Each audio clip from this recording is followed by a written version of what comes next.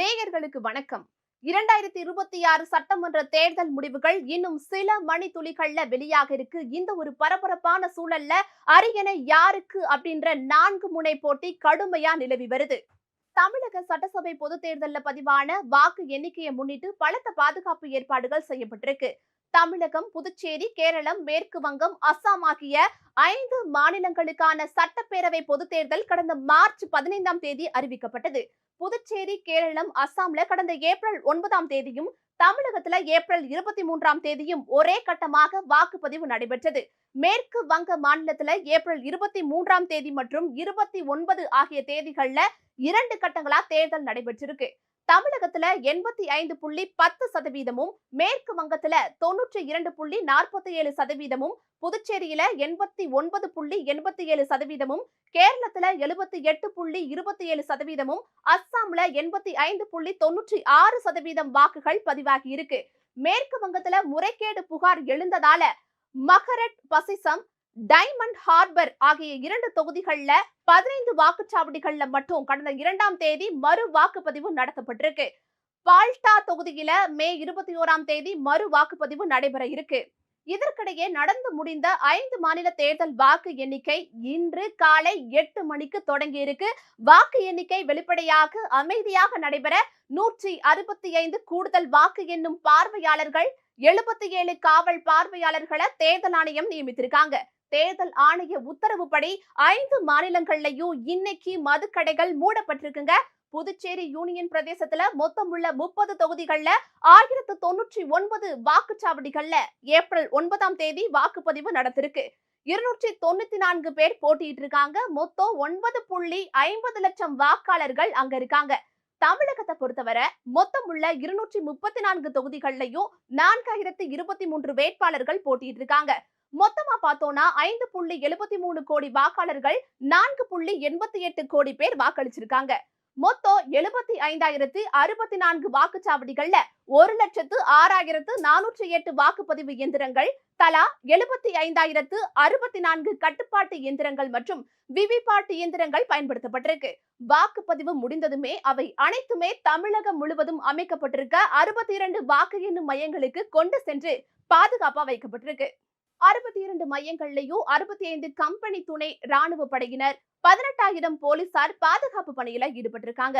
ஒவ்வொரு தொகுதிக்கும் ஒரு வாக்கு எண்ணிக்கை பார்வையாளர்கள் அப்படின்னு 234 பார்வையாளர்கள் நியமிக்கப்பட்டிருக்காங்க. வாக்கு எண்ணிக்கை பணியாளர்கள், வேட்பாளர்கள், முகவர்களுக்கு QR கோடு வசதி மற்றும் புகைப்படத்துடன் கூடிய அடையாள அட்டை வழங்கப்பட்டிருக்கு. முதல்ல தபால் வாக்குகள் எண்ணப்பட்டு வருது.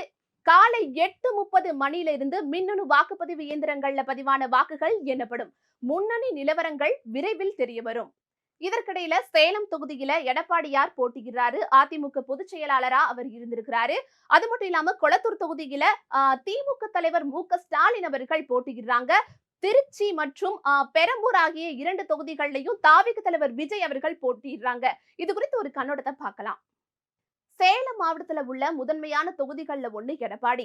தமிழக முன்னாள் முதல்வரும் எதிர்க்கட்சி தலைவரும் அதிமுக பொதுச் செயலாளருமான எடப்பாடி கே. பழனிசாமி போட்டியிடும் தொகுதிதான் இது. 8வது முறை அவர் அங்க போட்டியிடுறாரு. 2011, 2016, 2021 ஆகிய கடந்த 3 தேர்தல்ல எடப்பாடி கே. பழனிசாமி தொடர்ச்சியா 3 முறை ஹேட்ரிக் வெற்றி பெற்றிருக்கிறாரு. இதுவரை 5 வெற்றி, 2 தோல்விகளை சந்தித்த எடப்பாடி பழனிசாமி 6வது வெற்றியை எதிர்நோக்கி இருக்கிறாரு. திமுகவுல காசு என்பவரும், நாம் தமிழர் சார்பா பிரியதர்ஷினி ஆகியோரும் எடப்பாடி தொகுதியில போட்டிடுறாங்க. இந்த தொகுதியில தாவேக வேட்பாளர் எம். அருண்குமார் போட்டியிட தவறியதுனால அவரது வேட்புமனு நிராகரிக்கப்பட்டிருக்குங்க. இந்த ஒரு நிலையில டிவி சின்னத்துல போட்டியிடும் சுயேட்சை வேட்பாளர் பிரேம்குமார் அப்படின்றவருக்கு தாவேக ஆதரவு கொடுத்திருக்காங்க. எடப்பாடி தொகுதியில 91% வாக்குகள் பதிவாகி இருக்கிறதுனால 6வது முறையா எடப்பாடி பழனிசாமி அங்க வெற்றிக்கனி பறிப்பார் அப்படின்றது உறுதியாகி இருக்கு. அடுத்ததா பார்த்தோம்னா திருச்சி கிழக்கு. இது தாவேக தலைவர் விஜய் போட்டியிடுற ஒரு தொகுதி. திருச்சி மாவட்டத்தின் இதயம் போன்ற தொகுதிதான் திருச்சி கிழக்கு. மலைக்கோட்டை, பெரிய கடை வீதி, புனித ஜோசப் கல்லூரி, சத்திரம் பேருந்து நிலையம், காந்தி சந்தை, காவேரி பாலம் போன்றவை திருச்சி கிழக்கு தொகுதியில தான் அமைஞ்சிருக்கு. தாவேக தலைவர் ஜோசப் போட்டியிடும் 2 தொகுதிகள்ல திருச்சி கிழக்கு ஒண்ணுன்னு சொல்லலாம். நகர்ப்புற தொகுதியான திருச்சி கிழக்குல கிறிஸ்தவர்கள், முஸ்லிம்கள் போன்ற சிறுபான்மையினர் மற்றும் வெள்ளாளர் வாக்காளர்கள் தான் அங்க அதிகமா இருக்காங்க. மாறி மாறி அதிமுகவும் திமுகவும் வெற்றி பெறும் தொகுதி தான் இது. இந்த ஒரு சூழல்ல 2016ஆம் ஆண்டு தேர்தல்ல இந்த தொகுதியில அதிமுகவுல வெல்லமண்டி நடராஜன் வெற்றி பெற்றிருக்கிறாங்க. அது மட்டும் இல்லாம கடந்த 2021 சட்டமன்ற தேர்தல்ல கிறிஸ்துவ நல்லெண்ண இயக்கத்தின் தலைவர் இனிகோ இருதயராஜ் வந்து திமுக கூட்டணியில 31% வாக்கு வித்தியாசத்துல வெற்றி பெற்றிருக்கிறாரு. திருச்சி கிழக்கு தொகுதியின் சிட்டிங் எம்எல்ஏ இனிகோ இருதயராஜ் தான் இப்போ அங்க சிட்டிங் எம்எல்ஏவா இருக்கிறாரு. இனிகோ இருதயராஜ் கிறிஸ்துவ வெள்ளாளர் சமுதாயத்தை சேர்ந்தவங்க.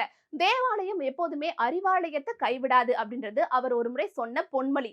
அதிமுக சார்பா இந்த முறை ராஜசேகரன் இங்க வேட்பாளரா நிக்கிறாரு. இவர் இந்து வெள்ளாளர் சமூகத்தை சேர்ந்தவர்.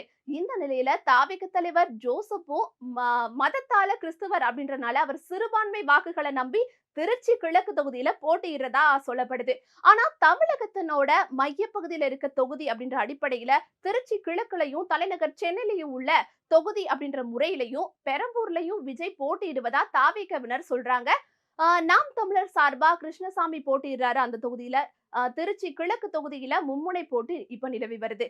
இனிகோ இருதயராஜ் தாவேகாவுக்கு தாவா இருந்தா தாவ இருந்ததா கூடப்படுது. அந்த இருதயராஜ் வந்து தாவேகாவுக்கு தாவ இருந்ததா கூடப்படுற நிலையில இப்போ அவர் விஜய எதிர்த்து போட்டியிடுவது வந்து வினோதமா இருக்கு அப்படின்னு மக்கள் மத்தியில பேசிக்கிறாங்க.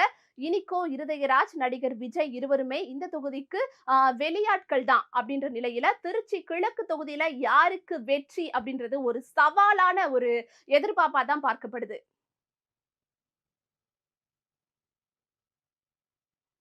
இந்த மாதிரியான உடனுக்குடன் அப்டேட்களை தெரிஞ்சிருக்க தொடர்ந்து இணைந்திருங்கள் BNC நேரலையுடன்.